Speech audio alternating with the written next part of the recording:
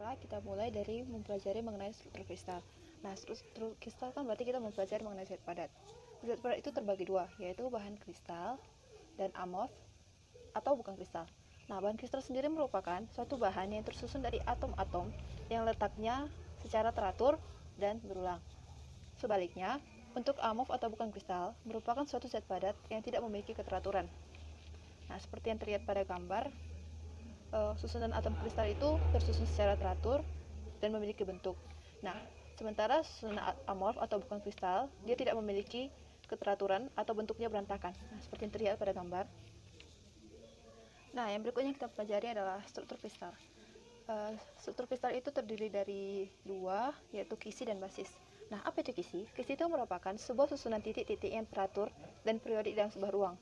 Seperti terlihat pada contoh, dia teratur, memiliki jarak yang sama dari atas ke bawah dan dari kiri ke kanan. Nah, berikutnya yang adalah basis. Basis itu merupakan sekumpulan atom, gambarnya seperti ini. Nah, jadi kan struktur kristal itu kan terdiri dari kisi dan basis. Jadi kalau digambarkan seperti ini dia. Ini kisi, kemudian digabungkan dengan sebuah basis. Nah, ini adalah struktur kristal.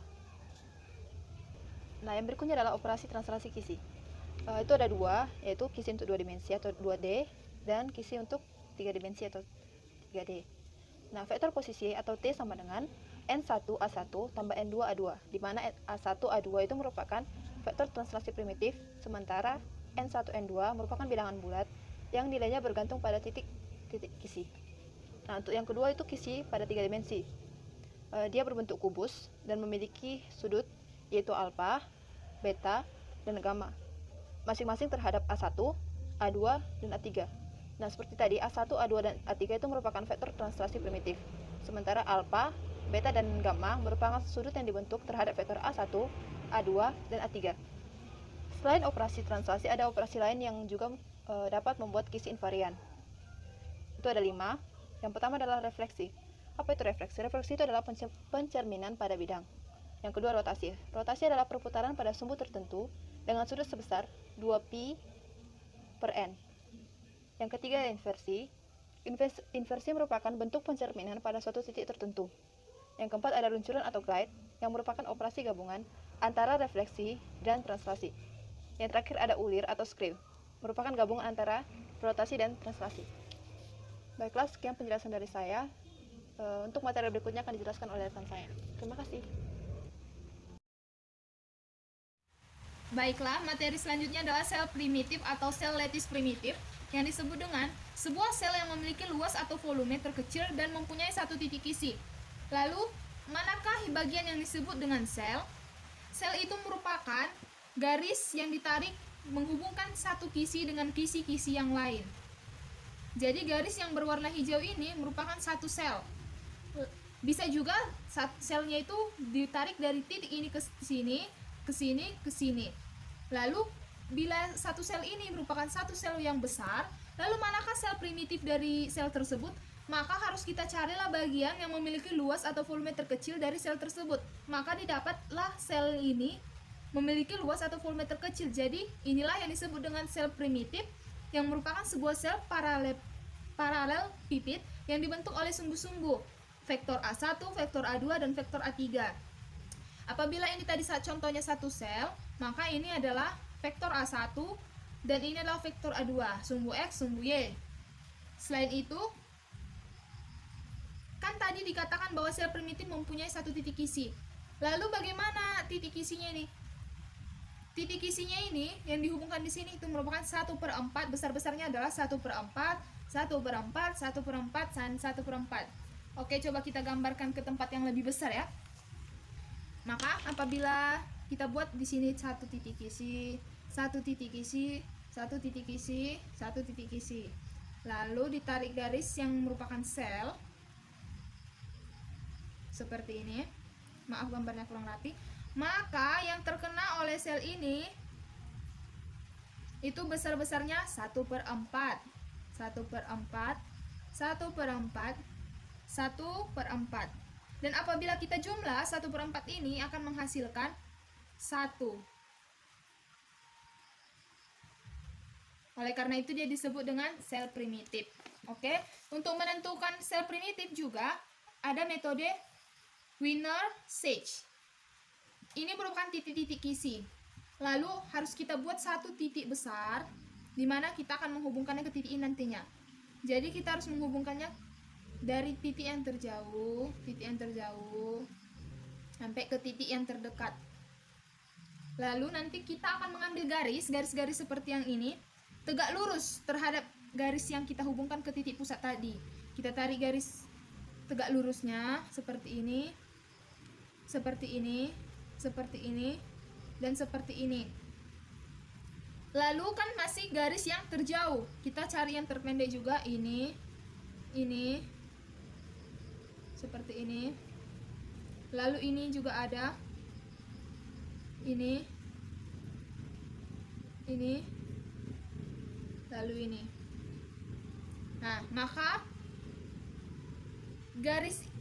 bagian yang di dalam ini yang dikurung oleh garis-garis tegak lurus tadi, itulah yang dinamakan dengan sel primitif.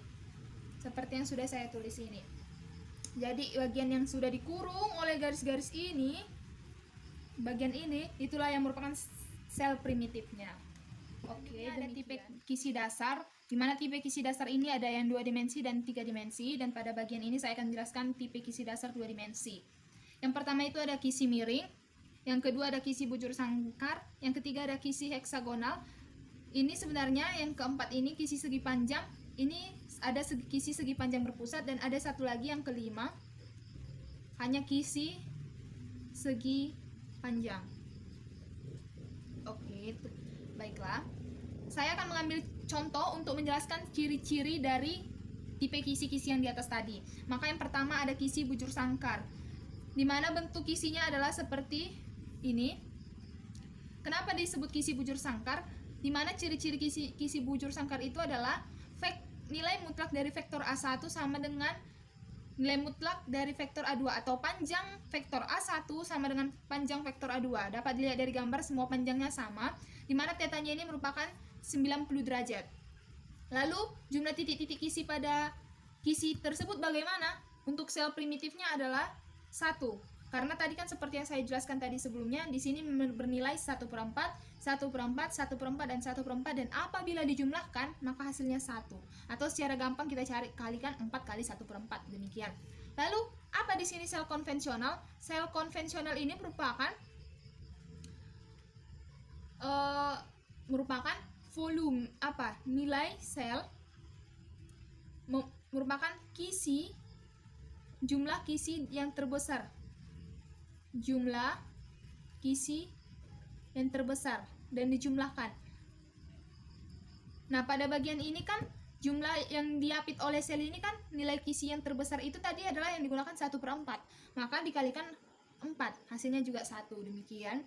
Selanjutnya ada kisi segi panjang berpusat, di mana ciri-cirinya panjang vektor A1 tidak sama dengan panjang vektor A2. Dapat kita lihat panjang vektor A1 tidak sama dengan panjang vektor A2. Di mana pada gambar ini kita lihat bahwa panjang vektor A1 lebih besar daripada panjang vektor A2, namun tetap dengan θ 90 derajat. Jumlah titik kisinya bagaimana?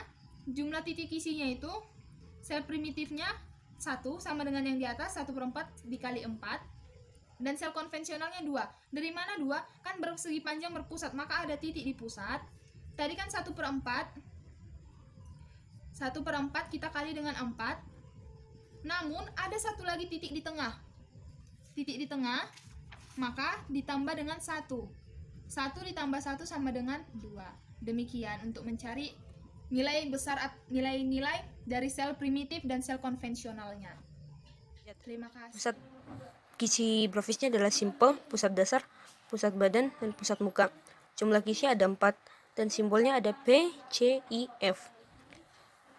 Sistem kristal pada trigonal atau rombohedral, di mana A sama dengan B sama dengan C, alfa sama dengan beta sama dengan gamma sama dengan 90 derajat, lebih kecil daripada 120 derajat. Kisi Broviznya ada simple, jumlah kisi ada 1, dan simbolnya P. Rhombus atau heksagonal, A sama dengan B tidak sama dengan C, alfa sama dengan beta sama dengan 90 derajat, dan gamma sama dengan 120 derajat. Kisi Broviznya jumlah kisi sama dengan 1, simbolnya adalah P. Berikutnya, indeks bilar. Orientasi bidang-bidang kristal yang ditentukan oleh 3 titik dalam bidang yang dikenal dengan indeks Miller dengan notasi HKL. Digunakan untuk menyatakan bidang kristal atau indeks bidang. Aturannya yang pertama, tentukan bidang potong antara bidang yang bersangkutan dengan sumbu-sumbu A1, A2, A3 per sumbu-sumbu primitif dalam satuan konstanta atau lattice A1, A2, A3. Kedua, tentukan kebalikan dari bilangan-bilangan tadi, yang kemudian tentukan 3 bilangan bulat atau terkecil yang mempunyai perbandingan sama, indeks HKL. Sebagai contoh, sini ada saya sajikan contoh. Pada gambar sini, bidang HKL memotong sumbu-sumbu A1 vektor di 2A, A2 vektor di A2A, dan A3 vektor di 2A3. Kebalikannya adalah setengah, 1/2, 1/2, dan 1/3. Tipe kisi 3 dimensi. Untuk tipe kisi 3 dimensi terdapat 7 sistem kisi kristal, yaitu sebagai berikut. Yang pertama adalah kubik atau kubus, kedua monoklinik, ketiga triklinik, keempat tetragonal, kelima ortogonik, keenam trigonal atau rhombohedral, ketujuh ada heksagonal dan rhombus. Di sini saya sajikan tabel. Yang pertama, sistem kristal kubik, parameter kisinya A sama dengan B sama dengan C, atau alfa sama dengan beta sama dengan gamma sama dengan 90 derajat. Kisi grafisnya simple, pusat badan, pusat muka. Jumlah kisi ada 3 dan simbolnya PIC. Sistem kristal pada monoklinik, parameter kisinya adalah A tidak sama dengan B tidak sama dengan C, atau alfa sama dengan beta sama dengan 90 derajat tidak sama dengan gamma. Kisi grafisnya adalah simple dan pusat dasar. Jumlah kisi ada 2, simbol P dan C. Sistem kristal triklinik, parameternya A tidak sama dengan B tidak sama dengan C, atau alfa tidak sama dengan beta sama dengan 90 derajat tidak sama dengan gamma. Kisi grafisnya adalah simple, jumlah kisi ada 1, dan simbol B. Yang berikutnya ada sistem kristal tetragonal, parameter kisinya ada A tidak sama dengan A sama dengan B tidak sama dengan C, di mana alfa sama dengan beta sama dengan gamma sama dengan 90 derajat. Kisi grafisnya simple dan pusat badan. Jumlah kisi ada 2, simbolnya P dan I. Sistem kristal ortorombik, A tidak sama dengan B tidak sama dengan C, di mana alfa sama dengan beta sama dengan gamma sama dengan 90 derajat. Pusat kisi grafisnya adalah simple, pusat dasar, pusat badan, dan pusat muka. Jumlah kisi ada 4 dan simbolnya ada P, C, I, F. Sistem kristal pada trigonal atau rhombohedral, di mana A sama dengan B sama dengan C, alfa sama dengan beta sama dengan gamma sama dengan 90 derajat lebih kecil daripada 120 derajat. Kisi grafisnya ada simple, jumlah kisi ada 1, dan simbolnya P. Rhombus atau heksagonal, A sama dengan B tidak sama dengan C, alfa sama dengan beta sama dengan 90 derajat, dan gamma sama dengan 120 derajat. Kisi grafisnya jumlah kisi sama dengan 1, simbolnya adalah P. Berikutnya, indeks Miller.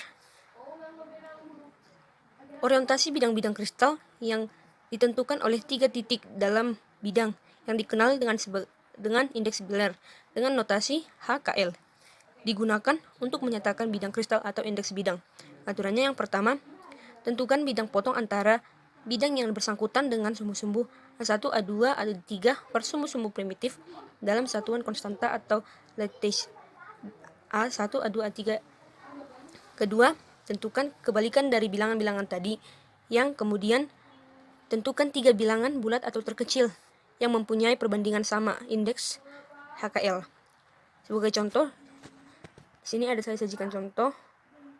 Pada gambar sini, bidang HKL memotong sumbu-sumbu A1 vektor di 2A, A2 vektor di A2A, dan A3 vektor di 2A3.